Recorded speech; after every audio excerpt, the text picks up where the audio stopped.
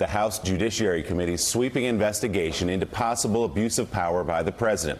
The committee is demanding documents for more than 80 people, entities, and agencies in and around the Trump orbit. Key people include the president's 2 adult sons, his son-in-law, and Alan Weisselberg, the chief financial officer at the Trump Organization, who, along with Don Jr., signed off on the check reimbursing Michael Cohen for paying off Stormy Daniels. Requests also went to the Trump Organization, Foundation, the Trump Campaign, Transition, Inaugural Committee, and to the White House, as well as to the FBI, the Justice Department, and General Services Committee, which holds the lease for the building that houses the Trump Hotel in Washington. The NRA also received a document request, as well as the National Enquirer's parent company, American Media, WikiLeaks, and Jared Kushner's family business.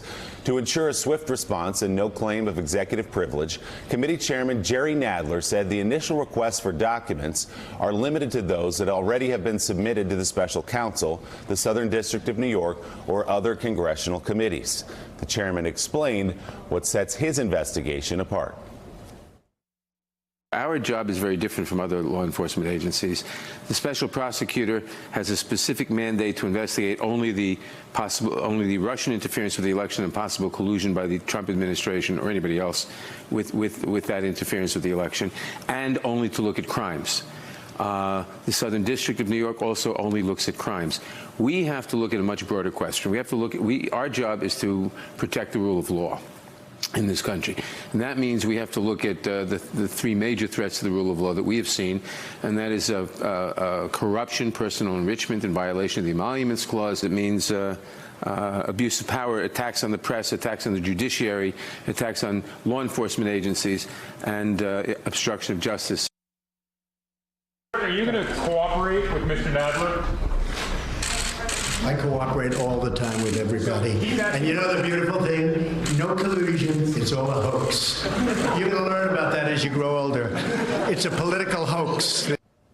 President of the United States speaking at an event for a national championship football team yesterday. Both the White House and the Trump campaign released statements in response to the House Judiciary Committee's new investigation into potential abuses. Last night, Press Secretary Sarah Huckabee Sanders released a statement that reads in part, Chairman Nadler and his fellow Democrats have embarked on this fishing expedition because they are terrified that their 2-year false narrative of Russia collusion is crumbling. Their intimidation and abuse of American citizens is shameful. Democrats are harassing the president to distract from their radical agenda of making America a socialist country, killing babies after they're born, and pushing a Green New Deal that would destroy jobs and bankrupt America. Sanders went on to say the Democrats are more interested in pathetic political games and catering to a radical leftist base than on producing results for our citizens. The Democrats are not after the truth. They are after the president. Meanwhile, Trump's 2020 campaign released a similar statement titled House Democrats Launch Their Desperate Witch Hunt. A White House official tells NBC News the White House counsel's office acknowledges that the Judiciary Committee needs reasonable accommodation to perform legitimate oversight responsibilities. The White House counsel's office plans to review the document requests on a case-by-case basis, but ultimately some of the requests may produce clashes with the administration over executive privilege. So, Mike Barnicle, there's a lot in there. You've got more than 80 letters. Sweeping doesn't begin to cover what Jerry Nadler and the other committee heads are preparing to do here. Some say, and critics say, that this is too much, that it's overreach, that it's not the mandate of the Judiciary Committee. It's not the mandate of these committees, and all they're trying to do is to gum up this presidency and to tie up the president and to hurt his chances to become elected in 2020. Well, the number is staggering. 80, 81 submissions, requests, even if it were half that, 40, 41.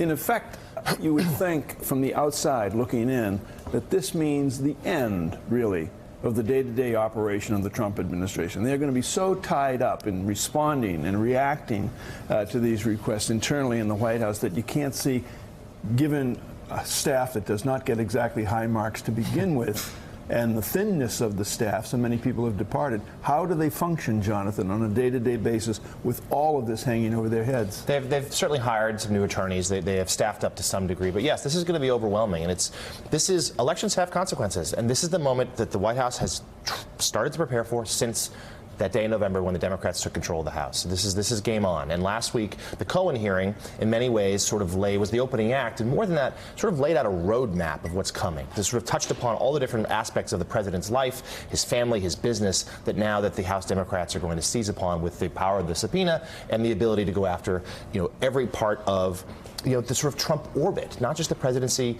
not just his administration, but everything that's come prior to this. And this is a White House that, you saw the president there. He was relatively relaxed in that response. But according to our reporting, I mean, it's a very different picture, behind closed doors, where he is deeply frustrated with what's coming. He knows that he's had a rough couple of weeks, not just with the Cohen hearing, but the failure of the Hanoi summit to reach an agreement, and that this is now going to bog down, as you say, the day-to-day operations of this White House. And we're seeing some of that frustration sort of come out through Twitter, but this is a West Wing now that is going to be under siege.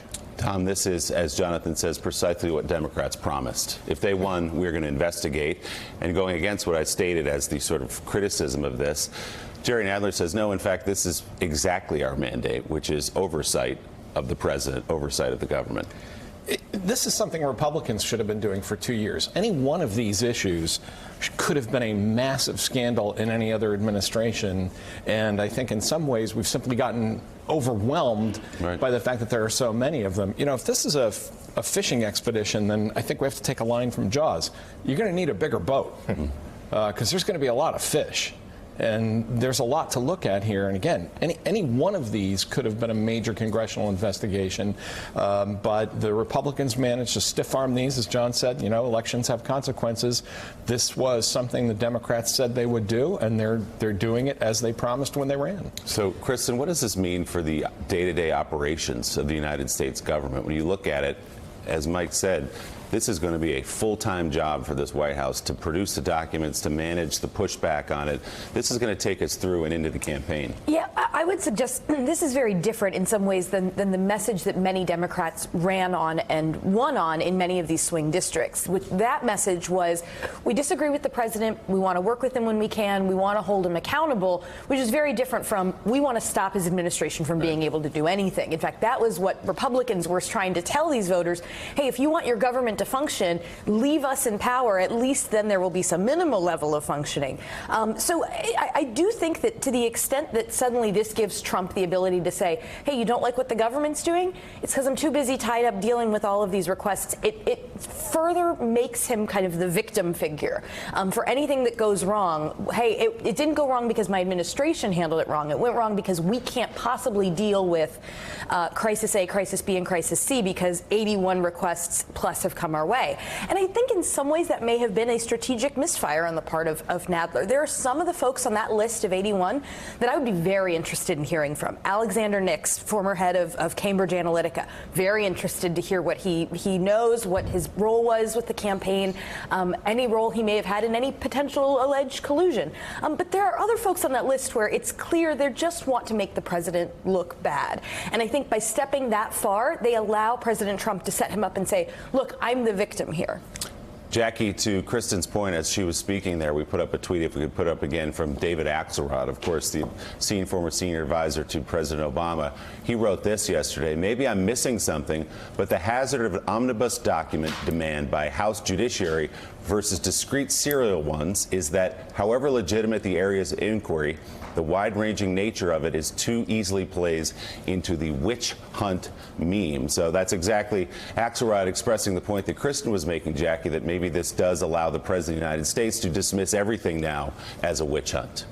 I mean, the president would do that either way, regardless of how valid this inquiry actually is. So I think it's important to note a few things. First of all, this number 80 pales in comparison to the Senate Whitewater investigation during the Clinton administration, in which Republicans issued 1,285 subpoenas to the Clinton White House. So, comparing 80 documents to 1,200, that speaks for itself. But then also, I think we need to look at this as an insurance policy.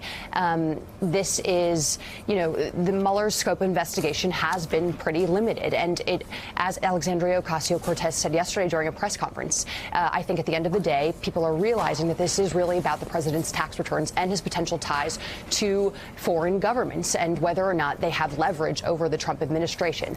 And then, I think lastly, this should be viewed as, again, an insurance policy, and every single one of these people who Nadler has requested documents from is already involved in the federal probe of the Southern District of New York or the Mueller probe and has already been reached out to. So these are people who are already tangentially connected to these investigations. And it's not just judiciary. The chairman of 3 other key House committees also requesting information on the president's communications with Russian President Vladimir Putin.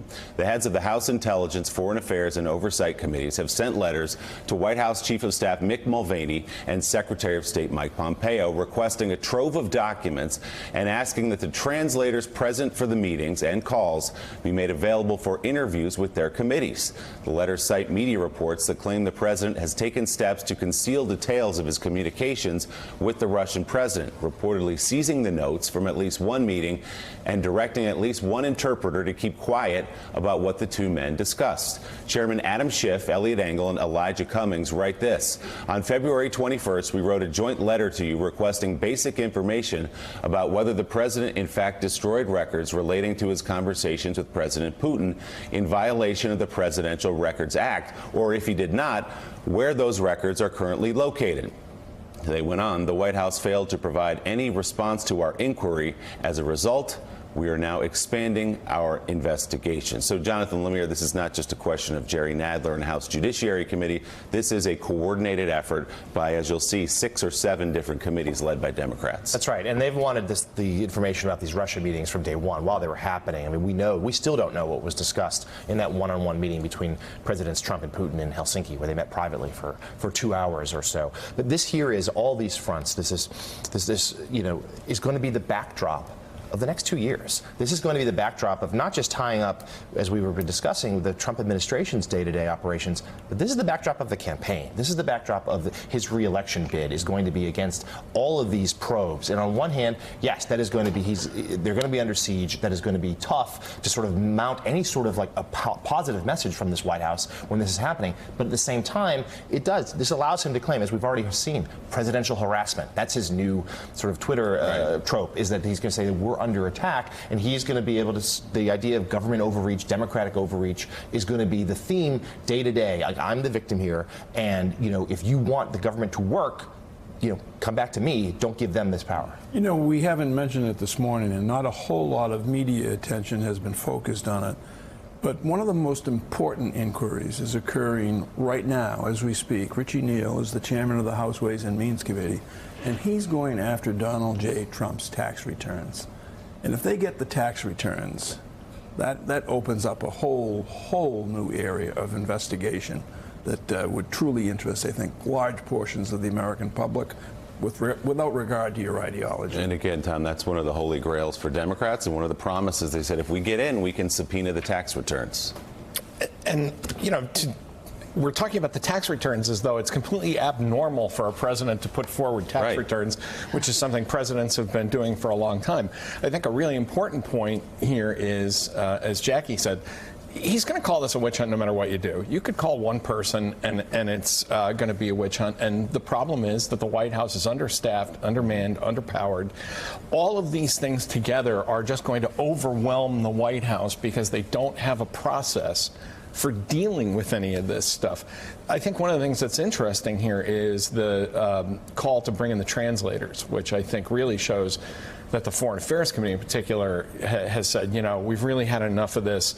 This is now going to be hardball to start calling in people that normally are almost like a, kind of a privileged relationship, because people need to know these things. I'm a fan of secrecy in foreign policy, but somebody in Congress, somewhere in the Oversight Committee, somebody needs to know what's happened with the president, with the Russians, with Helsinki, with his finances. I mean, this is just kind of the normal business of government that has to get done now. And I think, the White House just isn't ready for it. So, Kristen, I think some people, as they look at this, not just critics, but many Americans will say, my gosh, we've already got the Mueller investigation, we've got the House intel, the Senate intel, the Southern District of New York is looking into the business side of this.